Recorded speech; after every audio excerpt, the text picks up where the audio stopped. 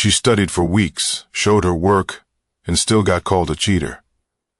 The real twist, she wasn't the only one who scored high, but she was the only one singled out.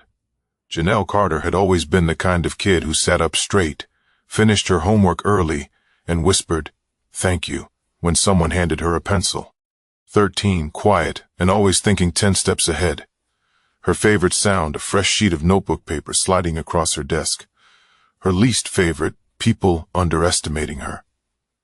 That Tuesday morning at Bayview Middle School in Modesto, California, the air in room 214 felt heavier than usual. It was the day of the final algebra test, and everyone knew it. Heads were down, pencils tapping nervously, the occasional cough breaking the silence. The test had been the talk of the school for days. Mr. Douglas Whitmore, the math teacher with a sharp jaw and even sharper tongue, had a reputation. No one aces his tests on the first try.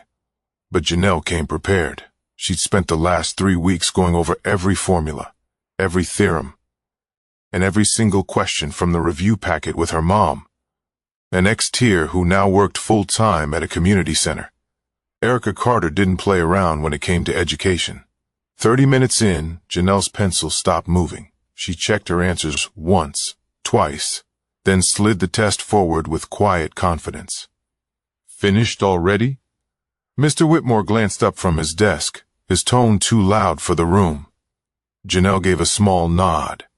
He stood up, walked over, and took the test from her desk like it was a counterfeit bill, looked at the front, flipped through the pages.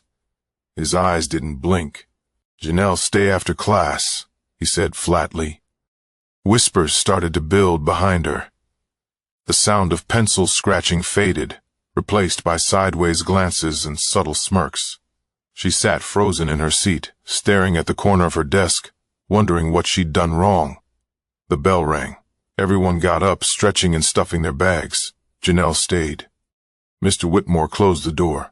He pulled a chair up across from her. "I'm going to be very direct," he said, arms folded. "These answers are too good, too exact. You didn't do this on your own." She blinked. "Excuse me? I've taught this material for 15 years.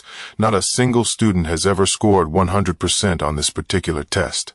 Not without help. But I studied." "Don't lie, Janelle." Her mouth dropped open, but no sound came out. Her chest tightened. "I'm required to report any suspected cheating to administration," he continued. "Matter of fact, you'll be hearing from the assistant principal soon." Janelle sat there stunned. Her hands gripped the sides of the chair. "But I didn't cheat. I swear I didn't." Mr. Whitmore stood. "If you didn't, then you have nothing to worry about." His words stung worse than the accusation itself. She didn't even know how to leave the room. She walked out slowly, the hallway seeming 10 miles longer than usual. By lunchtime, the story had made its way around the cafeteria.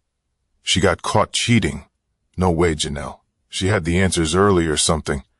I heard she copied from Mr. Whitmore's old tests. Janelle sat by herself in the far corner. No appetite, no words, just questions. Why me?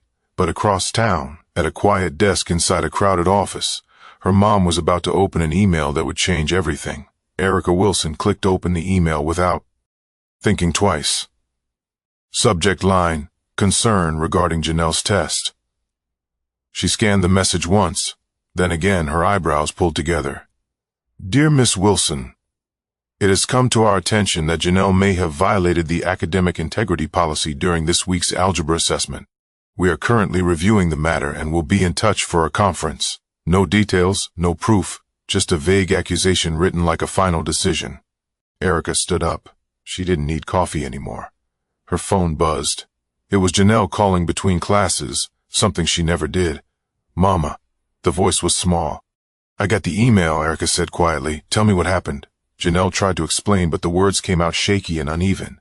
"I didn't cheat, I swear. He looked at it and said it was too good. That's it." Erica's tone dropped into that place Janelle knew well. Calm but sharp, like a knife laid flat. "Did you use your phone, notes, anything?" "No, Mama. You watch me do those practice tests every night." "I know." Erica looked out the window, tapping her finger against the frame. "We're not letting this slide." Meanwhile, back at school, Janelle's day was unraveling. She'd never felt people look at her this way before. Not with curiosity, but with that quiet judgment. like they'd made up their minds already. She overheard two girls near the lockers whispering, "She just wants to look smart. She ain't even that good at math." Yeah. And Mr. Whitmore is no joke. If he says she cheated, she cheated.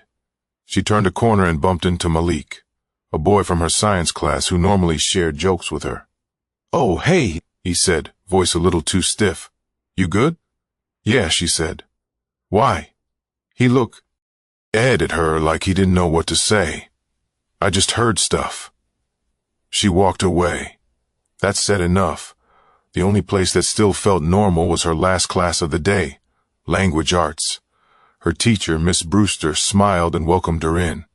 Didn't flinch, didn't blink, just, "Hey, Janelle," like nothing had changed. But even then, the eyes of a few classmates lingered a bit longer than usual. That night, Erica pulled out a thick manila folder from her kitchen cabinet. She laid it flat on the table and started sorting through it. Practice tests, notes, quiz results, tutoring logs she'd kept like receipts. Janelle sat across from her. "Why are you keeping all this?" "Because I know how this world works," Erica said. "Some people don't give you the benefit of the doubt. They look at you and their mind is already made up. So you keep your proof. You build your case before they build theirs. But he's the teacher. They'll believe him." Erica paused, then leaned in. "They might, but I don't care if he's been teaching 30 years or 30 minutes. He's not going to throw dirt on your name because your answers were too right." She flipped the folder shut. "We're going to the school tomorrow. You let me do the talking." But the next morning, they weren't the only ones heading to that school with something to say. The front office at Bayou Middle smelled faintly of old carpet and coffee. Erica walked in with Janelle right behind her, that manila folder clutched like a briefcase in her left hand. She didn't wait to be greeted. "I'm here to speak with Principal Dalton or whoever's in charge of this nonsense about my daughter cheating." The secretary blinked twice, then typed something into her compute. "One moment, ma'am." Erica gave a tight nod. "Not ma'am, Miss Wilson." Within minutes they were called into a small conference room. Inside sat Mr. Whitmore, arms crossed, eyes cool. Next to him was Miss Valenzuela, the assistant principal. She smiled politely, but Erica could see the tension behind it. "Miss Wilson," she began, "thank you for coming. We just want to talk through some of the concerns." "I'm not here for vague concerns," Erica cut in. "I want specifics because accusing a student of cheating is a big deal, especially when there's no proof." Mr. Whitmore finally spoke. "Milson, your daughter turned in a test with every answer correct. Not a single mistake. That's unusual." "She studied," Erica said plainly. "With me every night." "Want timestamps? I got screenshots. Want her old quizzes? They're in this folder." She slid it across the table. He didn't even open it. "It's not just the score," he continued. "It's how she answered. She used a method I only taught once months ago. Not many students remembered it." Janelle finally spoke up, voice soft but clear. "You taught it in November. I remember because it was the week before Thanksgiving break. You called it the cleaner way to solve slope-intercept problems." There was a pause. Mr. Whitmore didn't reply. Miss Valenzuela tried to bridge the silence. "We appreciate you coming in with this documentation. Of course, no decision has been made, but a judgment already has." Erica cut in again. "You called it cheating without checking anything, without talking to us first. You're treating her like a problem because she knew the answers." She looked at Mr. Whitmore. "Is it that hard to believe a black girl can be brilliant without it being suspicious?" The room went still. Mr. Whitmore shifted in his seat but said nothing. Miss Valenzuela exhaled slowly. "We will take all of this into consideration. Thank you for bringing it in. We'll contact you by the end of the week." Erica stood. "You do that." Janelle followed her out quiet, but her steps felt steadier. As they reached the parking lot, Erica turned to her. "You okay?" "I don't know," Janelle whispered. "Well," Erica said, opening the car door, "you will be." That afternoon, word spread that Janelle's mom had come to the school. Some students whispered that she went off. Others said she brought lawyers. None of it was true, but it didn't matter. Even some teachers started paying attention now. Miss Brewster caught Janelle after class and gently said, "If you need anything, I'm here." Mr. Cohen, her science teacher, asked, "You hanging in there?" For the first time all week, someone believed her without needing a folder full of proof. But the school wasn't just waiting until the end of the week. Someone else had already started digging through the numbers. The next morning, tucked in a cramped office near the teacher's lounge, a woman named Stephanie Hall tapped her pen against her keyboard. She was the school's data specialist, unseen by most students, unknown by most parents, and completely unaffected by hallway gossip. But Stephanie had heard the whispers, and she didn't like the way they sounded. She'd been asked quietly by Miss Valenzuela to pull the scores from the algebra test across all 3 8th-grade math sections just to check for anomalies. No one told her exactly what they were looking for, but she already had a hunch. She opened up the test records. Lou Ked at Janelle Wilson's scored 100%. Then she looked at Isaiah Dorsey, 96%. Layla Reyes, 98%. Hannah Lynn, 100%. Stephanie scrolled through 10 more. 7 students scored 90 or above. It wasn't strange. What was strange was that only one name had been flagged for cheating. She opened a second window and compared the questions Janelle got right to everyone else's. Then she looked at the method students used.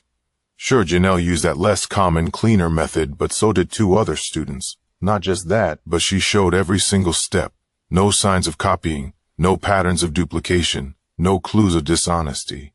Stephanie leaned back and stared at the screen. So why was only her name on the table? She pulled up her Outlook and started typing. Subject: Algebra Test Score Review Discrepancy. Noted to Principal Dalton, AP Valenzuela, C. District Academic Integrity Officer Body. After reviewing the algebra test data, I found that multiple students scored within the same range and used similar problem-solving methods as Janelle Wilson. No statistical anomalies are present that justify singling out one student for potential misconduct. Recommend clearing the accusation and following up with all staff regarding equitable evaluation practices. Stephanie Halt. Click sent. Meanwhile, Janelle sat in the back of the school library during study hall, her head down, her pencil barely moving. She couldn't focus, couldn't eat, couldn't stop hearing her classmates' voices in her head. She checked her phone under the table. A message from her mom. "Hang in there. I'm proud of you no matter what." That helped a little. Back in room 214, Mr. Whitmore sat at his desk during his planning period, starry NG at Janelle's test again. Her handwriting was neat. Her steps were clear. No smudges, no side glances from other students had been reported. But he couldn't shake the feeling that he'd missed something or maybe added something that wasn't there. He looked at the stack of other tests on his left, flipped open one. 96% messy work. Right answers, not a problem. Flipped another, 89%. Clear steps, different method. He pulled out Hannah Lynn's 100% used the same shortcut Janelle had used, and he hadn't said a word about it. He leaned back in his chair, throat dry. Was this about more than just the test? Just then, a knock came at his door. Miss Valenzuela stepped in with a folded printout. "Got a minute?" He nodded. She sat down, unfolded the sheet, and laid it in front of him. Stephanie's email. He read it once, then again. "She's clean," Valenzuela said quietly, "and we owe her an apology." He didn't answer right away. "Doug," she added more firmly, "this can't just disappear." He nodded once, the kind of nod people give when they've run out of excuses. But apologies don't erase damage, and by the next morning Janelle's name would be called over the intercom. "Janelle Wilson, please report to the main office." Her name echoed through the school just before second period. Every head turned. A few whispers started again. Janelle looked up from her open binder, eyes wide. She slowly stood, closed her books, and walked out. No one said a word as she passed. She had no idea what was waiting for her. In the front office, Miss Valenzuela stood by the counter with a look that was softer than before. Her voice was lower, too. "Hi, Janelle, can you come with me for a second?" She followed her in, Principal Dalton's office. He was standing behind his desk. Mr. Whitmore was seated in one of the chairs. A paper rested on his lap. He didn't look up right away. "Have a seat," the principal said. Janelle sat stiffly in the empty chair across from him. "We've reviewed everything," he started. "Your tests, your previous scores, your mother's documentation, and an independent report from our data specialist. Janelle's heart beat faster. You did nothing wrong, he continued. Your test was completely valid. You're a strong student, and your answers were your own. There was a pause. Mr. Whitmore cleared his throat and finally looked up. Janelle, I want to apologize. The room felt tight. She looked at him, unsure what to say. I made an assumption based on how quickly you finished the test, how precise your answers were, and I was wrong. He exhaled. I let my own expectations cloud my judgment. Her hands were clasped in her lap. She didn't know whether to cry, nod, or speak, so she did none of those things. Principal Dalton leaned in. We're going to clear this from your record. It won't follow you in any way. Janelle nodded slowly. You're welcome to return to class, Valenzuela added. Janelle stood up, but before she left, she turned back and asked, Is anyone going to say anything to the other students? Dalton paused. We hadn't planned on it, but we can talk about how to address it. Janelle just looked at him, then walked out. She wasn't angry. Not yet. But the silence felt like another punishment. At lunch, she sat at her usual table alone. This time, she didn't even open her tray. She just watched. A few classmates looked over. No one spoke. Finally, Hannah Lynn came over and sat down. Hey, she said, that was messed up. What he did. Janelle looked at her. You used the same method I did. I know, Hannah said. I got 100 too. Janelle blinked. He didn't say anything to you. Hannah shook her head. Not even a good job. Janelle looked down at her tray. It's not fair, Hannah added. No, it's not. Later that day, during sixth period, Miss Brewster handed back an essay and slipped a note underneath. You handled this week with more grace than most adults I know. Never let anyone dim your light. For the first time in days, Janelle smiled. And that night, Erica got a call from Principal Dalton. I wanted to let you know what steps we're taking, he explained. We're going to send a letter home to parents outlining a commitment to fairness and bias training for staff. We'll be holding a student forum, too.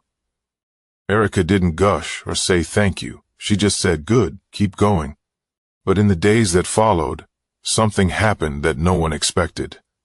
Other students started coming forward. It started with a single email, then two more. That a handwritten note slid under the door of Miss Valenzuela's office, signed only with initials. In the days following Janelle's vindication, the silence that had once protected Mr. Whitmore's authority began to crack. Quietly, then steadily, students who had once whispered in hallways started speaking up. Isaiah Dorsey asked to meet with Miss Valenzuela during lunch. I didn't think about it before, he admitted, but yeah, I scored a 96. Used the same method Janelle did. He told me, nice job, that's it. Did he ever question your score? Isaiah shook his head. Not once. Then Layla Reyes said something similar. So did Andrew Bull. RNS. One by one, students began sharing that they'd used that exact shortcut Mr. Whitmore called too advanced, that they'd scored high, that none of them, not one, had been accused of cheating. Only Janelle. Miss Valenzuela wrote everything down. Dates, names, statements. She didn't say it out loud, but she didn't have to. A pattern was beginning to form, and it didn't look good. Back in class, Janelle kept her head down, answering questions when asked, but keeping her voice flat. She wasn't cold, just tired, worn thin from carrying something too heavy for too long. But during third period on Thursday, something happened.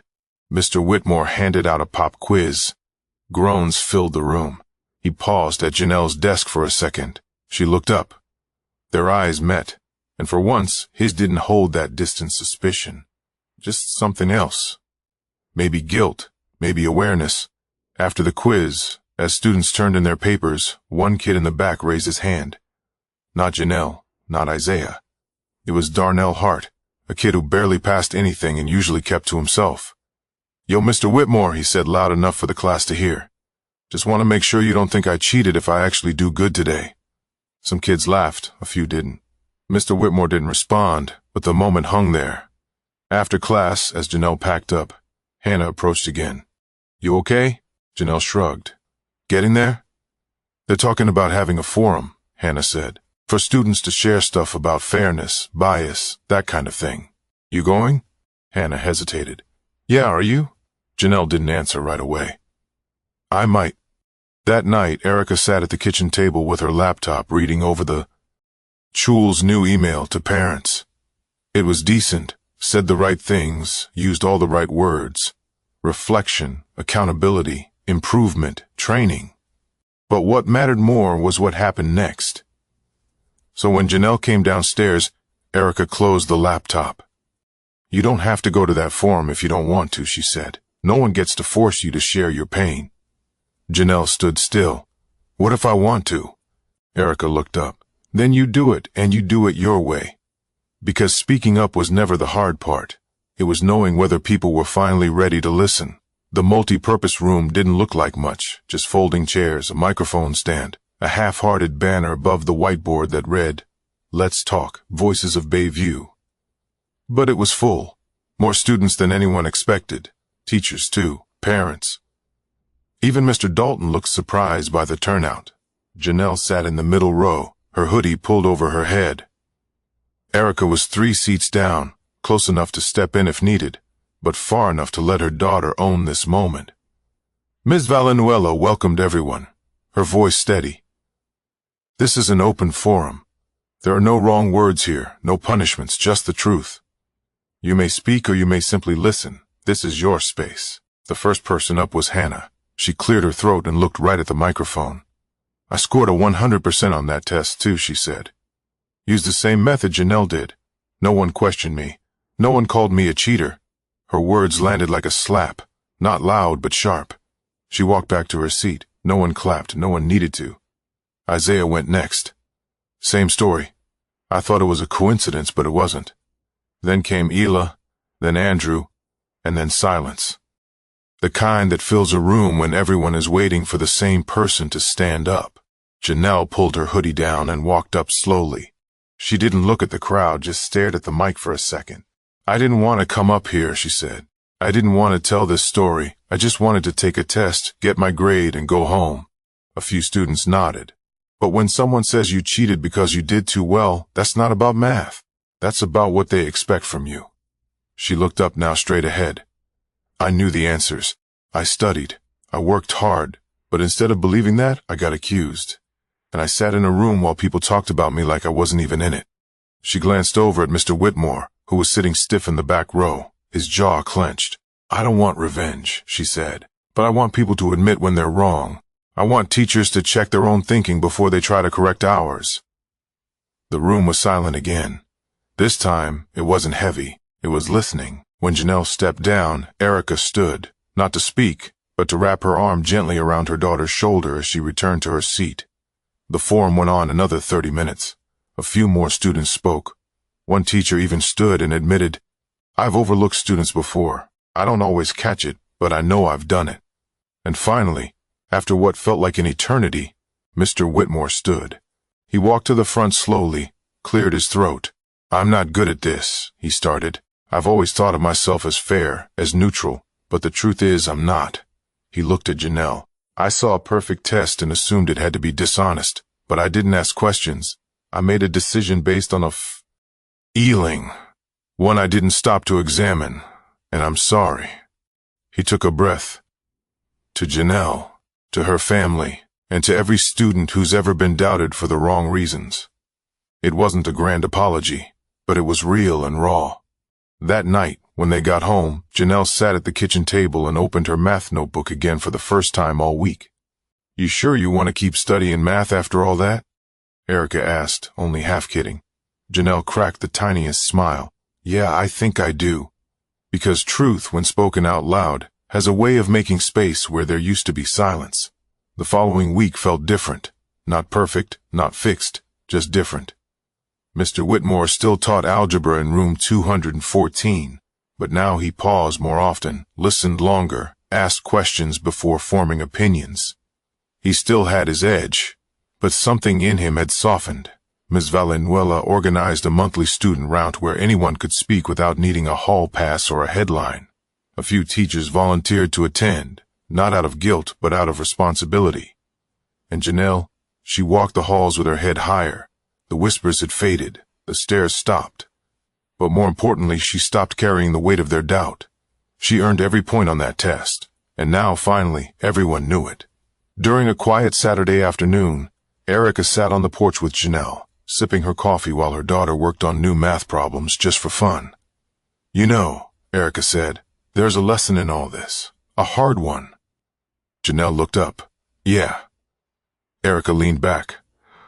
"People will doubt you, sometimes for the way you think, sometimes for the way you look, but how you respond, that's where your power lives." Janelle nodded slowly. "And you didn't just respond," Erica added. "You stood up. You told your truth and you made people listen. That's real strength." Janelle looked down at her notebook, then back up. "Do you think things will actually change?" Erica didn't lie. "Not overnight, but you pushed the door open. Now it's on them to keep walking through." That night, Janelle opened a blank page in her notebook and wrote 3 words across the top. "Know your worth because no one else gets to define it for you. If you've ever been doubted, overlooked, or silenced, don't carry that weight alone. Speak up. Document your truth. Ask questions. And if you see someone else being pushed down, be the one who helps them stand back up. Share this story with someone who needs to remember that being brilliant is not a crime. And never let anyone make you feel otherwise.